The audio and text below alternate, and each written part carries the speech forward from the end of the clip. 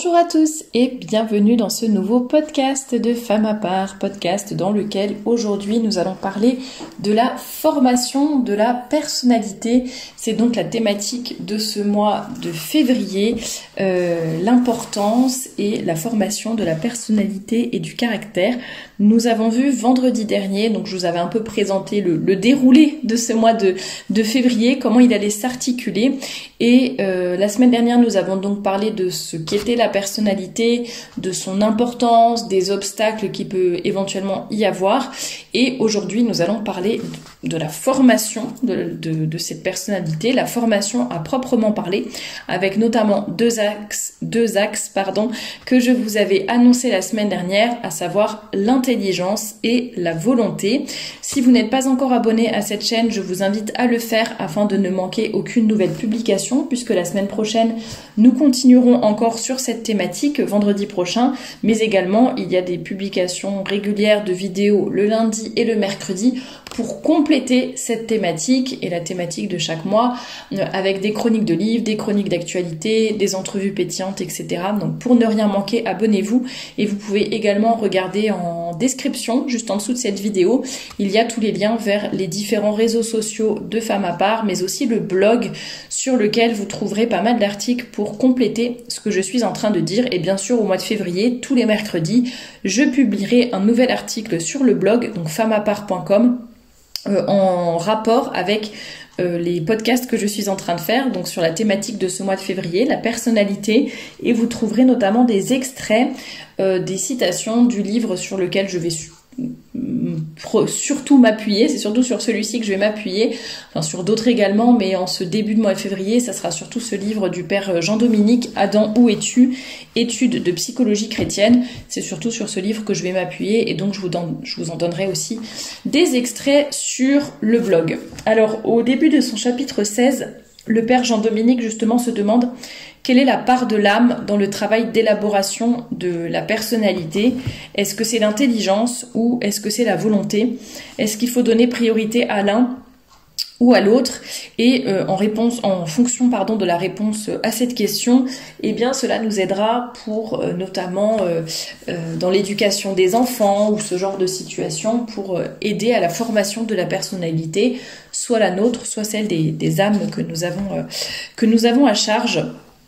Et il dit qu'en fait, souvent on attribue à la volonté le rôle le plus important dans la formation de la personnalité, parce que on attend d'une forte personnalité l'aptitude à faire face aux difficultés, je lis quelques extraits, la ténacité dans l'adversité, la persévérance dans ses résolutions. Et tout ça, ça relève finalement de la volonté, donc on pourrait penser que c'est la volonté la plus importante. Cependant, un principe de bon sens corrige cette première estimation. On ne peut pas aimer ni vouloir ce qu'on ne connaît pas. La volonté est un appétit, une force, un désir, le sujet de l'amour, ce qui est une grande chose. Mais un appétit est toujours un appétit de quelque chose. Un mouvement est toujours un mouvement vers quelque part.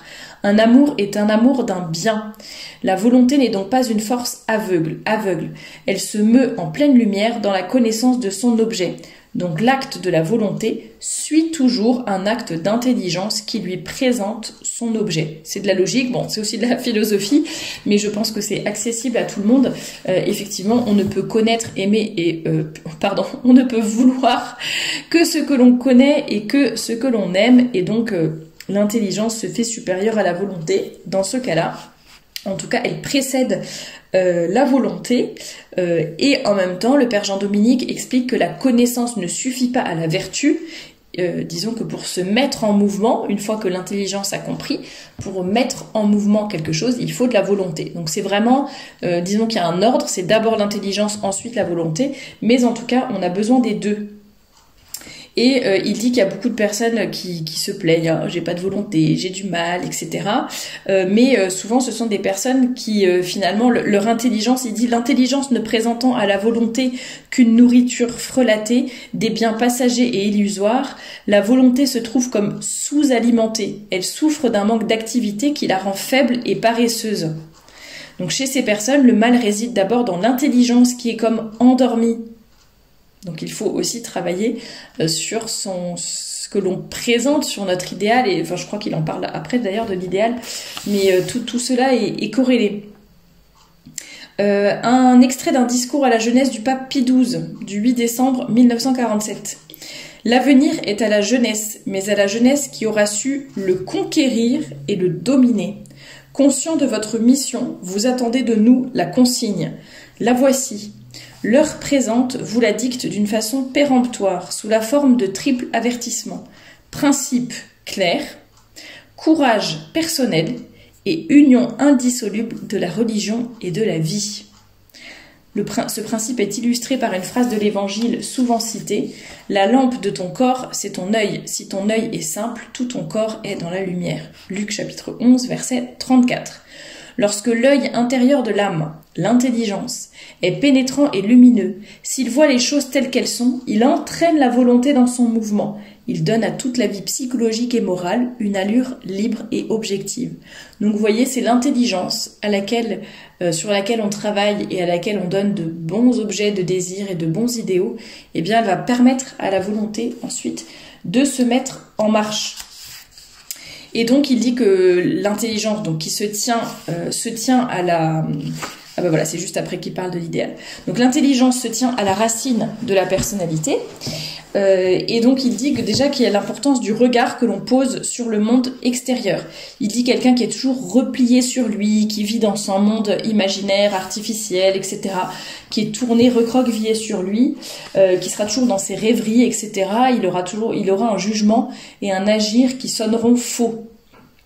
Voilà, il est dans l'illusion en fait, au lieu d'être dans le concret, dans le réel, au contact de la vraie vie, tout simplement.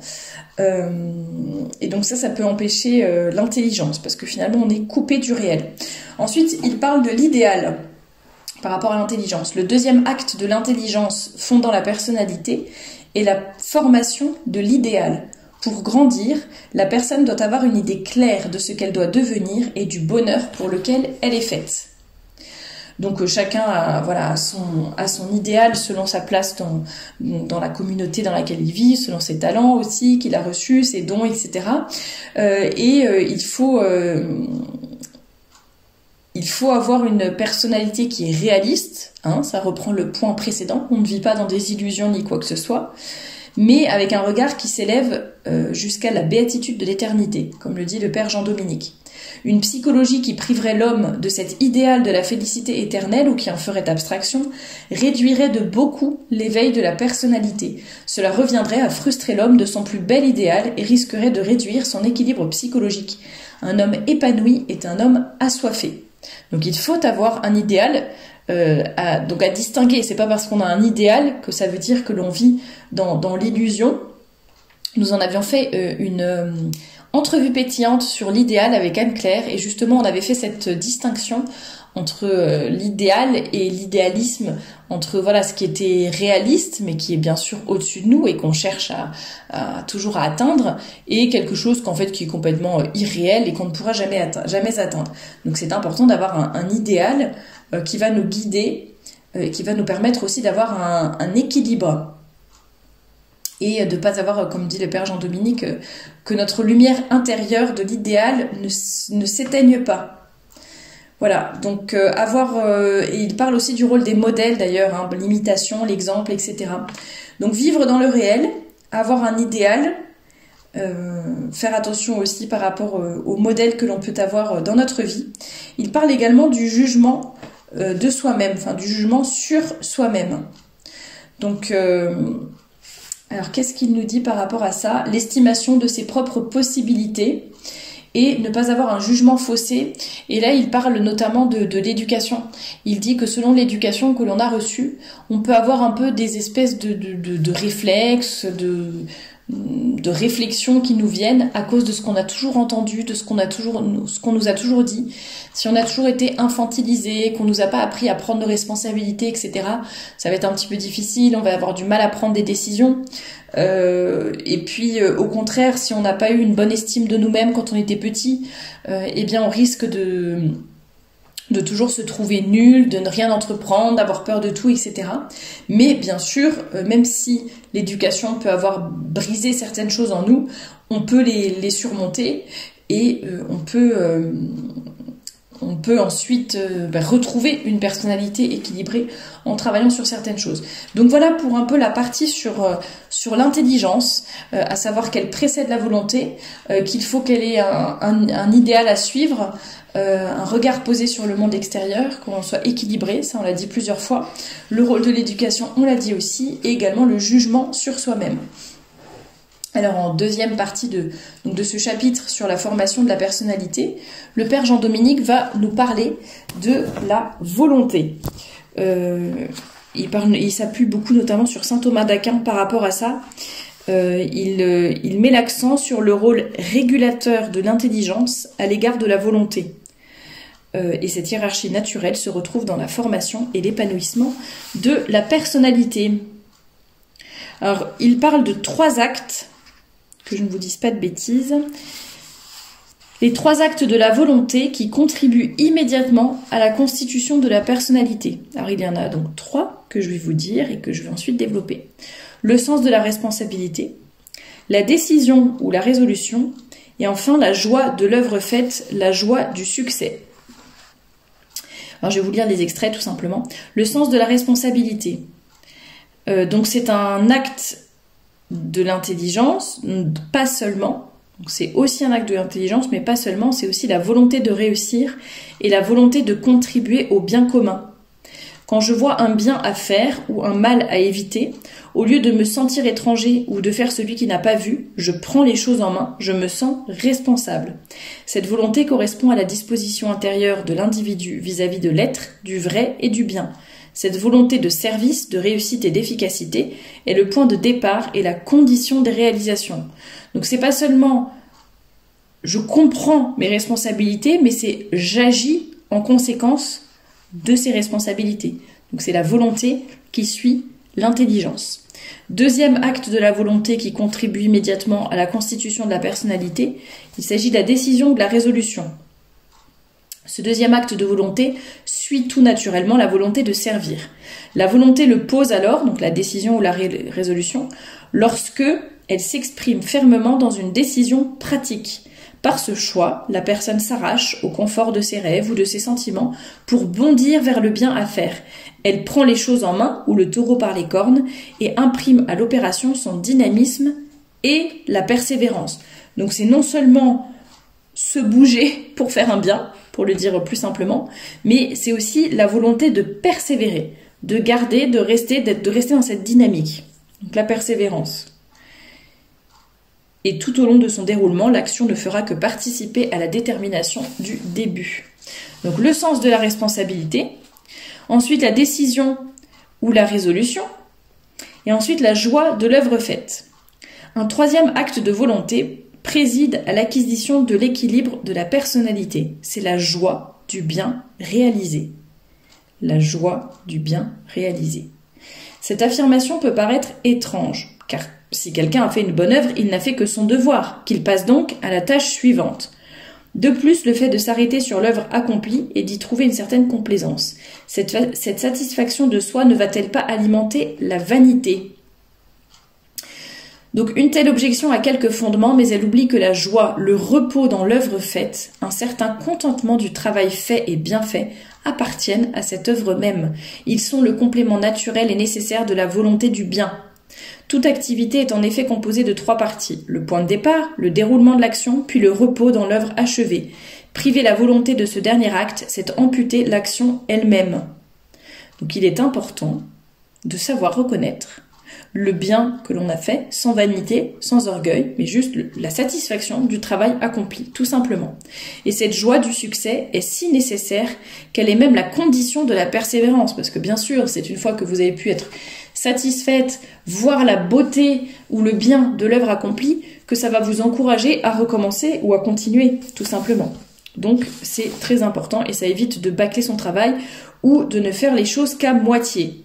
C'est vraiment une condition de la persévérance. Voilà pour les 3 actes de la volonté qui contribuent immédiatement à la constitution de la personnalité, je vais les répéter, le sens de la responsabilité et la volonté de faire les choses, la décision ou la résolution et donc la persévérance, et la joie de l'œuvre faite, la joie du succès. Alors après, le père Jean-Dominique nous parle de la vie sensible, de l'unité sociale. Donc saint Thomas d'Aquin disait l'insensibilité, dans la Somme théologique, l'insensibilité est un vice. Donc il faut tenir en compte, prendre en compte, notre vie sensible, parce qu'on a une personnalité humaine et voilà. En tout cas, il ne faut pas non plus se laisser guider ou se laisser guider uniquement, en tout cas, par notre sensibilité, mais elle est importante. Il parle de l'unité sociale, que l'homme appartient à une société, qu'il est un animal social, donc il est important d'être ancré aussi dans le monde dans lequel nous vivons. Et bien sûr, ne pas retomber dans un défaut dont nous avons parlé la semaine dernière, pour le manque de personnalité, qui est donc le respect humain, suivre uniquement les modes, suivre uniquement ce que dit notre clan, etc. Il parle aussi de l'unité transcendante et de l'origine de la personnalité. Il dit que d'emblée, quelqu'un possède, quand on dit généralement que quelqu'un possède de la personnalité, on lui attribue un tempérament fort. La personnalité est liée à la force. Et le chrétien sait que sa force lui vient de Dieu. Et donc c'est là que c'est intéressant de le remettre dans cette perspective. Et ça rejoint un petit peu ce que je disais la semaine dernière également, par rapport à donc cet équilibre, ne pas être qu'un être spirituel, ne pas être qu'un catholique déconnecté de toute réalité terrestre, tangible, sociale, etc. Mais nous sommes ancrés dans le monde, nous avons chacun une personnalité et nous pouvons aussi nous appuyer sur toutes ces choses assez concrètes et humaines pour ensuite faire le bien autour de nous, tout en nous appuyant bien sûr sur la force que nous recevons du bon Dieu. Voilà pour ce que je pouvais vous dire. Et après il dit quelque chose par rapport aussi, à la fin de son chapitre, sur la mort, qu'il faut regarder en face, etc. Et il parle aussi juste avant, et en disant que la formation d'authentique personnalité passera nécessairement par l'apprentissage d'une certaine stabilité, finalement. J'en parlais aussi la semaine dernière, mais l'équilibre est évidemment très important dans la constitution d'une personnalité. Et c'est le pape Pie XII qui regrettait justement, il dit l'existence de certaines personnalités dont la seule constante est pour ainsi dire l'inconstance. Leur superficialité semble invincible et n'admet aucune d'autre valeur que l'insouciance ou l'indifférence devant tout ordre de valeur. Pour le psychologue et le théologien, ceci constitue un stimulant au travail et l'invitation à une collaboration féconde afin de former d'authentiques personnalités et de solides caractères pour le bien des individus et des communautés. Donc vous voyez le bien commun, mais qui passe déjà par un travail sur soi-même. Et donc il rappelle l'importance de la stabilité et de l'équilibre et de la persévérance également. C'est ce que nous avons vu aujourd'hui. Voilà pour la formation de la personnalité avec ces deux piliers, l'intelligence, la volonté. Je vous invite à vous procurer ce livre si ça vous intéresse, si vous voulez creuser un petit peu le sujet sur tout ce qui est psychologie chrétienne. Moi, je l'ai trouvé passionnant. Là, je vous ai donné vraiment un petit extrait parce que c'est la thématique du mois de février. Donc, j'ai vraiment pris le chapitre sur la personnalité. Mais vraiment, ce que j'aime beaucoup sur tout ce genre de travaux, c'est cet équilibre entre le spirituel et l'humain, entre le fait que nous sommes des êtres incarnés dans un corps, dans une intelligence, avec un cerveau, etc. Et en même temps, on a notre âme, notre cœur. Bon, moi, je trouve que c'est toujours intéressant justement de ne pas nier ni l'un ni l'autre, ni ne donner trop d'importance, etc. Bien sûr, il faut hiérarchiser, il faut équilibrer tout cela, mais c'est ce qui va permettre justement la création, la formation de personnalités fortes et chrétiennes, mais fortes au bon sens du terme, pas juste tiens, j'ai du caractère, j'ai de la personnalité, il faut me prendre comme je suis, mais voilà, puiser sa force dans celle du bon Dieu, essayer de développer aussi nos talents et nos dons particuliers, et faire en sorte de trouver toute cette richesse intérieure et humaine que nous avons pour la mettre au service de notre spiritualité, que tout s'équilibre bien, et surtout être persévérant dans notre désir de faire le bien et de contribuer au bien commun, ne pas juste avoir l'intelligence des choses, mais ensuite mettre en route notre volonté pour accomplir et pour faire des choses et de bonnes choses. Voilà ce que je pouvais vous dire pour le podcast d'aujourd'hui. Et la semaine prochaine, nous allons plutôt parler de l'éducation des sentiments et de la sensibilité, avant de reparler de la détermination des tempéraments, des caractères dans le dernier podcast du mois de février, qui sera publié exactement le 1er mars pour être précise. Et je vous dis à très bientôt pour une nouvelle chronique.